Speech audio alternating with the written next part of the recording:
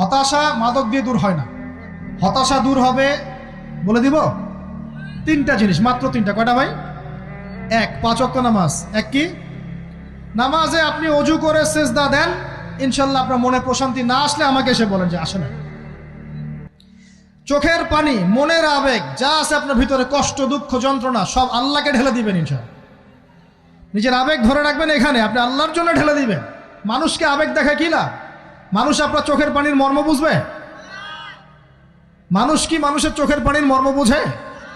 আপনার পিতা যদি মারা যায়, আমার কাছে এসে দোয়া চান কান্নাকাটি করে, আমি দোয়া করতে পারবো, কিন্তু আমি কিন্তু আপনার ফিলিংসটা বুঝতে পারবো না। আপনার অনুভূতি কে বুঝতে পারবেন? আল্লাহ পাক আপনার ঘাড়ের রগের চেয়েও কাছে আছে। সুবহানাল্লাহ, সুবহানাল্লাহ। আল্লাহ পাক ঘাড়ের রগের চেয়ে কাছে আছে। গতকালকে বাংলাদেশের একজন বরেণ্য আলেমের সাথে একটা কনফারেন্সে ছিলাম। উনি বলছিলেন যে এক ব্যক্তি, এটা শোনেন, এক ব্যক্তি